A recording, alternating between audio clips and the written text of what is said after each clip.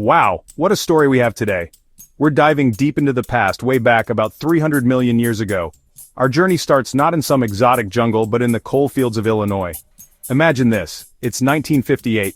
An amateur fossil hunter named Francis Tully is exploring the Mason Creek fossil beds. These weren't just any old rocks, they were part of a massive coal mining operation, the Peabody Coal Company's Pit 11. As miners dug up the earth, they uncovered special nodules of rock called siderite concretions. Inside these nodules, sometimes, you could find the most incredible fossils, perfectly preserved snapshots of an ancient world. It was a treasure trove for people like Francis Tully. On that fateful day, Tully was doing what he loved best, splitting open these rocky nodules, hoping to find a fern or an ancient shrimp. But then, he cracked one open and found something truly bizarre. It was unlike anything he had ever seen before. It wasn't a plant, it wasn't a bug, it wasn't a fish. It looked like a creature straight out of a science fiction movie. This strange fossil had a soft, torpedo-shaped body. It had a long, skinny snout ending in a weird-looking claw. And strangest of all, it had eyes sticking out from its body on long stalks. What in the world was this thing? He knew he had found something special, something that would puzzle people for decades. Tully, completely stumped by his find, took the fossil to the experts at the Field Museum of Natural History in Chicago. He walked in with this rock, holding a creature that had no name, no category, and no easy explanation. The paleontologists at the museum were just as baffled as he was. They looked at it, turned it over, and scratched their heads. They nicknamed it Mr. Tully's Monster because they simply had no other name for it. The name stuck. It was a monster. Not because it was scary, but because it was a monstrous puzzle. It was a creature that defied all the known rules of life on Earth. This single discovery kicked off one of the greatest mysteries in the history of paleontology. Soon, other fossil hunters in the Mason Creek area started finding more of these strange creatures. They all shared the same weird body plan. The area had once been a shallow, muddy estuary, where a river met the sea. This unique environment led to the incredible preservation of soft-bodied animals, creatures that usually rot away and leave no trace. Thanks to Francis Tully's keen eye and the unique geology of Illinois, the world was introduced to Tullimonstrum gregarium, the Tully Monster. And the quest to understand it had only just begun. It was a mystery born from a lump of rock found in a coal mine. Let's get up close and personal with this incredible animal. Imagine you're holding one of these fossils. What do you see? The first thing you'd notice is the body. It's long and segmented, almost like a worm or a cuttlefish, but with no shell and no obvious bones.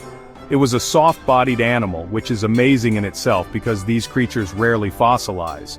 The Tully monster was typically about a foot long, though some smaller and larger examples have been found. Its body was streamlined like a torpedo, which suggests it was an active swimmer moving through the murky waters of that ancient estuary. This wasn't a creature that just sat on the seafloor, it was out and about, living its life. Now for the really weird parts. Sticking out from the front of the body is a long, flexible proboscis or snout. It's like an elephant's trunk, but much stranger. At the very end of this long snout is a mouth-like structure that looks like a claw or a pair of tongs, complete with what appear to be tiny, sharp teeth. Scientists believe it might have used this bizarre appendage to probe the mud for food, perhaps grabbing small, soft-bodied prey or worms. Can you picture that? An animal swimming along, using this long, delicate arm to feel around and snatch up a meal. It's a feeding strategy unlike almost anything we see today. As if the claw snout wasn't strange enough, let's talk about the eyes. The Tully monster's eyes weren't on its head because it didn't really have a distinct head. Instead, its eyes were located at the ends of a rigid bar or stalk that stuck out horizontally from its body, a bit behind the proboscis. Think of a hammerhead shark, but even more extreme. This incredible feature would have given it excellent binocular vision, allowing it to judge distances with great accuracy. This suggests it was a predator, one that needed to lock onto its prey before striking with its long proboscis. It was a highly specialized hunter, perfectly adapted to its environment. So, to sum it up, we have a creature with a soft, segmented body perfect for swimming. It has a long, flexible arm with a claw full of teeth for a mouth. And it has eyes on stalks, giving it amazing vision. When you put all these features together, you don't get a fish, a snail, or a shrimp. You get the Tully monster. It's a combination of traits that simply doesn't fit neatly into any known animal group. It's a biological puzzle, a creature assembled from a parts bin of seemingly unrelated animals. Every single feature of this animal raises more questions than answers, which is what makes it so fascinating to study. Once scientists had a good idea of what the Tully monster looked like, the real battle began. The question was simple, but the answer was anything but. What kind of animal was it? For decades, paleontologists have been locked in a heated debate, and the creature has been bounced all around the animal kingdom. The core of the argument comes down to one fundamental question. Was the Tully monster a vertebrate, an animal with a backbone like us? Or was it an invertebrate, an animal without a backbone like a snail or a squid? Both sides have presented compelling evidence, and the scientific community has been split right down the middle. In one corner, you have the invertebrate camp. For a long time, this was the prevailing theory. Scientists looked at the Tully monster and saw features that reminded them of many different spineless creatures. Some thought it could be a type of mollusk, maybe related to snails and sea slugs. Its soft body was a big clue. Others suggested it might be a kind of arthropod, the group that includes insects and crustaceans, though it lacked the classic jointed legs or exoskeleton. Some even proposed it was a type of ribbon worm, pointing to its long body and proboscis. The problem was, it didn't perfectly fit into any of these groups. It was always the odd one out. In the other corner, you have the vertebrate camp. This idea was more radical and gained a lot of traction more recently. Proponents of this theory argue that certain structures in the Tully monster's fossils are actually the faint remnants of a notochord, a primitive type of spinal cord. This is the defining feature of all vertebrates in their early stages of life. If the Tully monster had a notochord, it would make it one of our very, very distant cousins. They suggested it might be a type of jawless fish, similar to a modern lamprey. This would explain its streamlined body and predatory nature. The idea of this bizarre creature being a vertebrate was a game-changer. The debate has been a scientific roller coaster. For years, the Tully monster was considered an invertebrate oddball, a weirdo of the ancient seas that didn't fit anywhere. Then in 2016, a major study came out that seemed to settle the debate once and for all. Researchers claimed they had found definitive evidence of a notochord and other vertebrate features, and they confidently placed the Tully monster in the vertebrate family tree, near the lampreys. For a moment, it seemed like the mystery was solved. The Tully monster was one of us. But in science, things are rarely that simple, and the story was far from over. Let's dive deeper into the case for the Tully monster being a vertebrate. The big study in 2016, led by Victoria McCoy and her team, was a bombshell. They analyzed over 1,200 Tully monster fossils, using powerful imaging techniques to look for clues hidden within the rock. They identified a pale line running through the animal's body that they interpreted as a notochord. A notochord is a flexible rod that provides support, and it's the precursor to the backbone in animals like fish, reptiles, and mammals. Finding one in the Tully monster would be the smoking gun that proves it's a vertebrate. This was a huge piece of evidence. The team didn't stop there. They also claimed to have found evidence of gills, another key feature of fish and other aquatic vertebrates. They identified repeating structures that they believed were gill pouches, used for breathing underwater. Furthermore, they looked at those teeth in the claw-like mouth. They argued that the structure and composition of these teeth were similar to those found in cyclostomes, a group of jawless fish that includes modern lampreys and hagfish. The idea was that the Tully monster was a very early, very strange offshoot of this ancient lineage of fish. It was a predator that swam the seas long before the dinosaurs. Another key piece of evidence for the vertebrate theory came from the eyes. The researchers found traces of melanosomes, which are tiny structures that contain melanin pigment. By analyzing the shape and arrangement of these fossilized melanosomes, they could tell that the Tully monster's eyes were complex, similar to the camera-type eyes found in vertebrates. Invertebrates, like insects or squid, have different kinds of complex eyes. But the chemical and structural evidence from the Tully monster's eyes seemed to point squarely toward the vertebrate camp. It was another strong point in their favor, suggesting a level of complexity associated with our side of the family tree. So, the vertebrate team built a powerful case. They had a notochord for a primitive backbone, gills for breathing, teeth similar to a jawless fish, and complex camera-like eyes. It seemed like a slam dunk. The Tully monster, this bizarre alien-like creature, was actually a fish. It was an early ancestor on the path that would eventually lead to us. For a while, the world celebrated the solving of this decades-old puzzle. The monster had been placed on the Tree of Life, but the celebration was short-lived, as another group of scientists was about to fire back with a completely different interpretation of the exact same evidence. Just when everyone thought the mystery was solved, the invertebrate camp came roaring back. In 2017, only a year after the big vertebrate announcement, a new study challenged everything. This team of scientists re-examined the evidence and, well, came to a completely different conclusion. They argued that what the first team called a notochord wasn't a notochord at all. Instead, they claimed the line running down the fossil was likely just a feature of how the animal's body decayed and fossilized. They pointed out that similar lines are found in fossilized invertebrates like worms and arthropods, and are just artifacts of the preservation process. The smoking gun, they said, wasn't a gun at all. The challengers also took aim at the evidence for gills and other vertebrate-like features. They argued that the structures identified as gill pouches could just as easily be segmented blocks of muscle, which are common in many invertebrates. As for the teeth in the proboscis, they pointed out that many invertebrates, including some mollusks and arrowworms, have similar grasping structures made of chitin, not the keratin and dentin found in vertebrate teeth. They proposed that the Tully Monster was more likely a very strange invertebrate, perhaps related to mollusks or some other weird extinct group that has no living relatives. The debate over the eyes also flared up again. While the vertebrate team had made a strong case based on the chemistry of the fossilized pigments, the invertebrate team had a counter-argument. They argued that the chemical signatures found in the fossils weren't exclusive to vertebrates. They pointed out that cephalopods like squid and octopuses are invertebrates that also have sophisticated camera-like eyes with similar pigments. Therefore, finding these chemical traces didn't automatically make the Tully monster a vertebrate. The evidence, they claimed, was ambiguous and could be interpreted in a way that supported an invertebrate identity just as strongly. This back and forth is the heart of scientific progress. One team presents evidence, and another team challenges it. The invertebrate camp argued that the vertebrate hypothesis was a case of vertebrate-centric thinking. That is, scientists were trying too hard to fit this strange creature into our own family tree. They proposed that maybe, just maybe, the Tully monster represents a completely extinct body plan, an evolutionary experiment that didn't lead to any modern animals. It could be a unique invertebrate that shows just how diverse and weird life was 300 million years ago. The monster was back in limbo, its identity more mysterious than ever.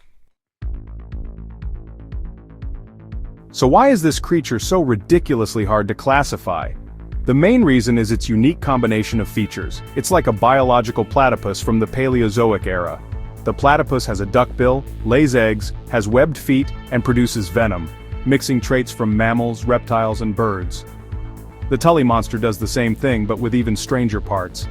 It has a soft, segmented body like a worm, eyes on a stalk like a bizarre crab, and a proboscis with a claw like nothing else on Earth. It doesn't have any single feature that screams, "I am a fish," or "I am a mollusk." It's a mosaic of traits that don't belong together in any known animal group.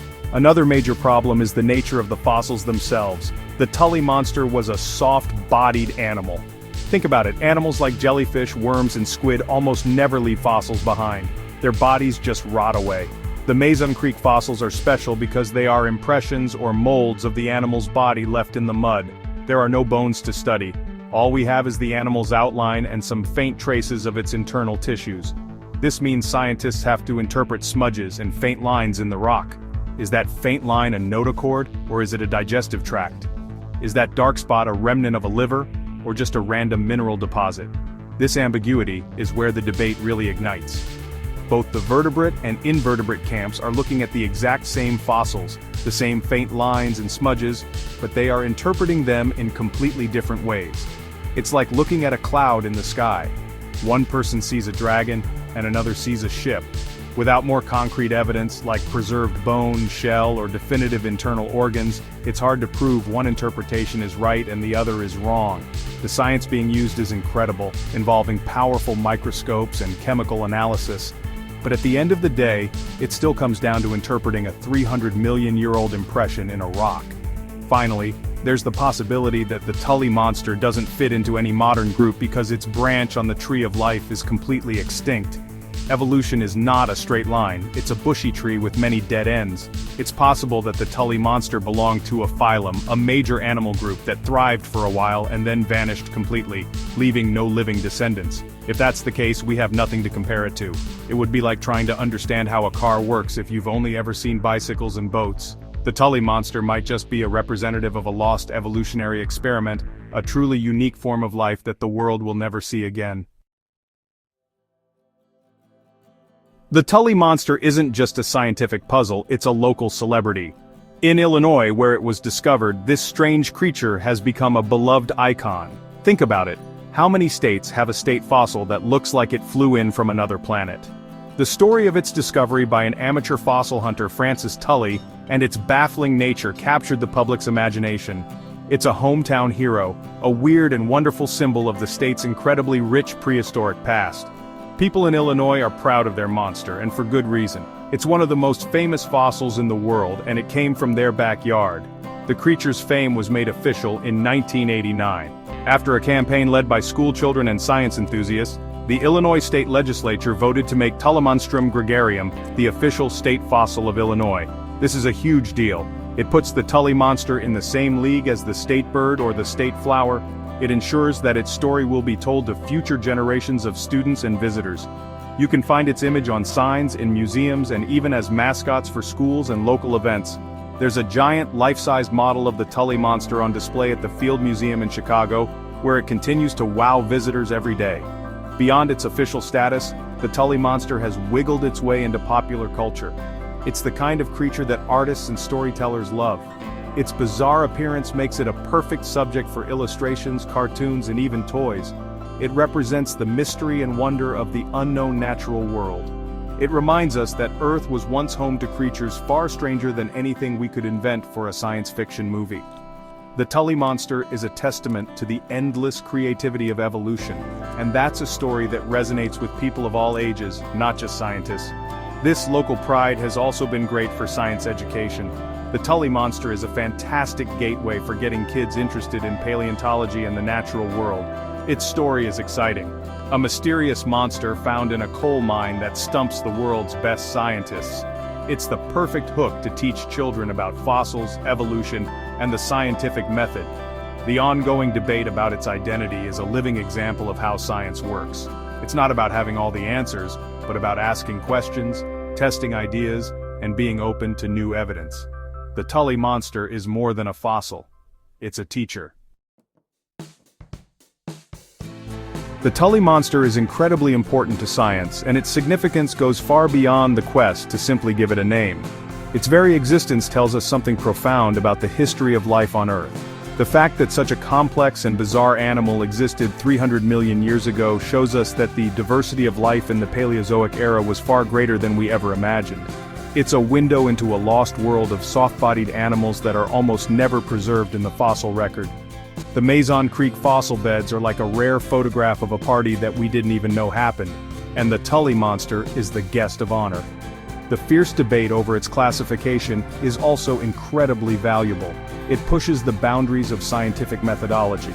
To try and solve this mystery, scientists have had to develop and apply cutting-edge techniques. They've used particle accelerators called synchrotrons to analyze the chemical composition of the fossils without destroying them.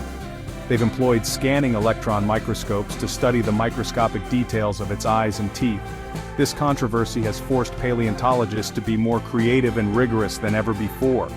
Every time a new paper is published, it refines our understanding of how to interpret these incredibly difficult fossils, and that knowledge can be applied to other mysterious creatures from our planet's past.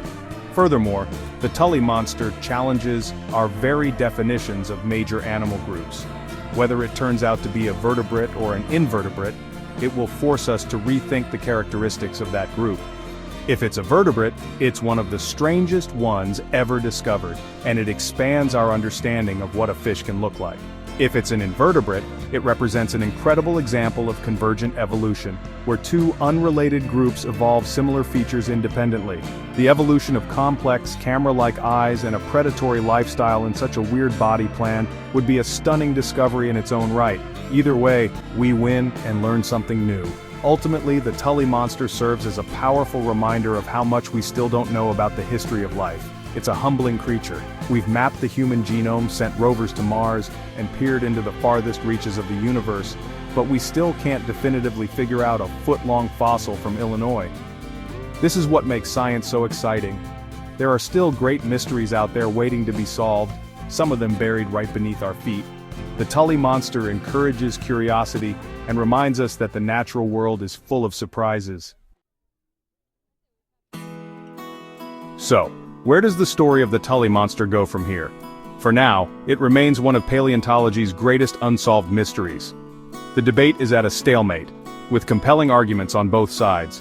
Neither the vertebrate nor the invertebrate camp has delivered a knockout blow. The creature remains in a kind of scientific purgatory, a testament to the complexity of life and the challenges of reading the fossil record. But scientists are not giving up. The quest for answers continues, and the monster's next chapter is waiting to be written by new discoveries and new technologies. What could break the deadlock? The dream discovery would be a new fossil, but not just any fossil. Scientists are hoping to find a Tully Monster specimen that is preserved in a different way. The Mason Creek fossils are amazing, but they are impressions. If a Tully Monster could be found preserved in 3 dimensions, perhaps in a different fossil deposit somewhere else in the world, it could reveal anatomical details that are currently invisible. Finding even a fragment of bone-like tissue, or a different view of its internal structures, could instantly solve the puzzle. It's a long shot, but paleontologists are always looking. In the meantime, the focus will be on developing even more powerful analytical tools. As technology improves, scientists will be able to re-examine the existing fossils and pull out even more data. Imagine being able to create a complete 3-dimensional chemical map of a fossil, identifying every single trace element left behind by the decaying tissues. This could definitively tell us what its teeth were made of, or reveal the true nature of that mysterious line running down its back. The answers may already be locked inside the fossils stored at the Field Museum. We just need a better key to unlock them. No matter what the future holds, the legacy of the Tully Monster is secure. It has sparked curiosity, fueled scientific debate, and become a beloved cultural icon. It represents the very best of science, a puzzle that challenges us to be smarter, more creative, and more collaborative. Whether it's a fish, a snail, or something else entirely, the Tully Monster will always be a symbol of the wild and wonderful journey of life on Earth. Its true identity is a secret that has been kept for 300 million years. And for now, the monster is holding on to its secret, waiting for the day we're clever enough to figure it out. What an adventure.